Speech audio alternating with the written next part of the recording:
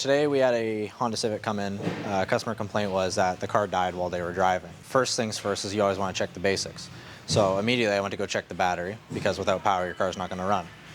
So immediately right off the bat I see that they have an aftermarket positive clamp here. The clamp usually looks like this one right here where it only has one wire. However, this person's had a sub installed or an amplifier, something aftermarket. So immediately I see that this is a huge problem, and sure enough I give it a tug and it comes right out. So the car's not going to run if it doesn't have any connection to the battery. So we're going to test to see if this clamp is really the problem and if we can get her fixed up for her. A few moments later. So right off the bat, just testing to see if the battery is still good after being disconnected from the alternator. This battery's only putting out 10 volts, which isn't ideal, but it should be able to be brought back to life with a simple charge. It's not completely dead. So surprisingly, the clamp's actually good because I'm getting no resistance between the post and this aftermarket wire. So true test will be disconnecting the booster pack. And she immediately died because of reasons. Let's find out why.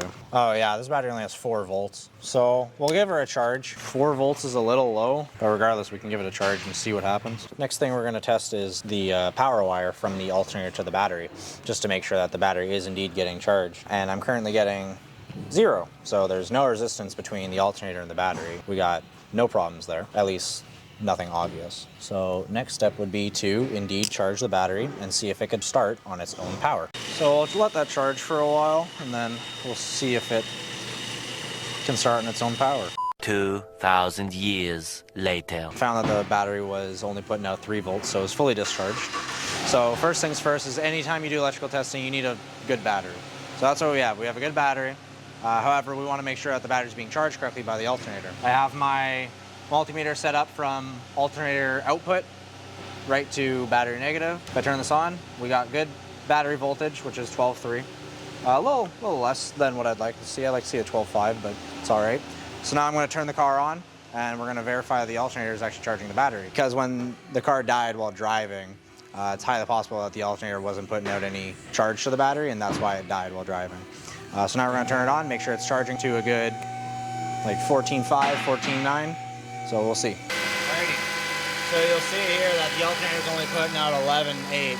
So that's way below threshold. This is not a healthy alternator, and you can hear a pretty distinct whine from the alternator. So you can have to see we got a bad alternator. One eternity later. Alrighty, so we went ahead and replaced the alternator for the customer on the Civic. We also decided to replace the positive battery terminal clamp, get away from this aftermarket stuff. So what we did was actually replace it with still aftermarket, but much better connection, and we secured the copper wire with this heat shrink, making sure the copper wire is not exposed. So yeah, let's start her up and see what she's charging to now.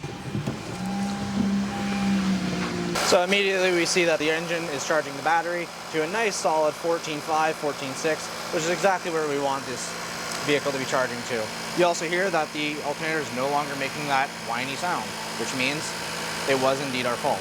So now this vehicle is being charged, we're ready to give it back to the customer.